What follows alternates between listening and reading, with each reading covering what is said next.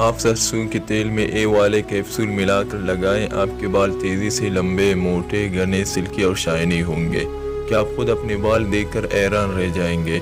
ये नुस्खा पहली मर्तबा बताया जा रहा है और ये मेरा अपना आज़मूदा नुस्खा है। मुझे इसका बहुत ही ज़बरदस्त नतीजा मिला है, इसलिए मैं आपको बताना चाहता हूँ।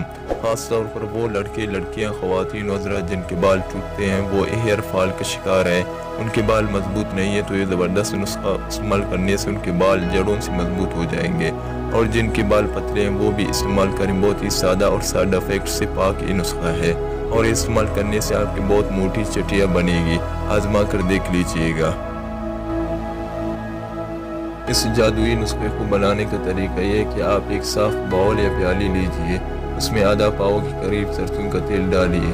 ये बालों को बेहतरीन नशोनुमा करता है, बालों को शाइनी और लंबा बनाता है, बालों का गिरना रोकता है। फिर आप लीजिए संगोबियन कैप्सूल, ये आयरन की कमी को पूरा करते हैं।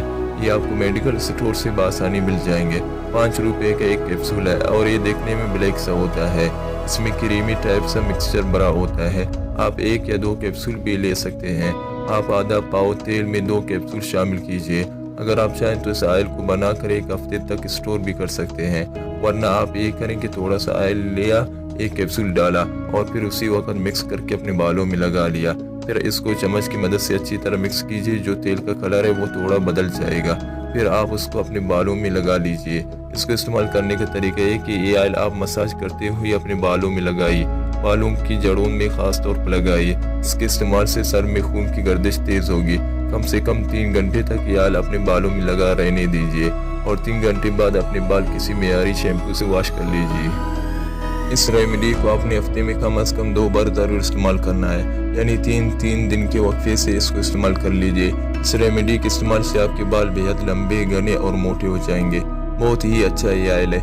इससे आपके सर में डैंड्रफ भी नहीं होगा और जोंकों का खतरा भी नहीं रहेगा। अगर जोंकें होंगी भी सही तो भी ख़त्म हो जाएंगे। बाल लंबे होंगे, मोटे होंगे और उनका कलर भी स्याह होगा।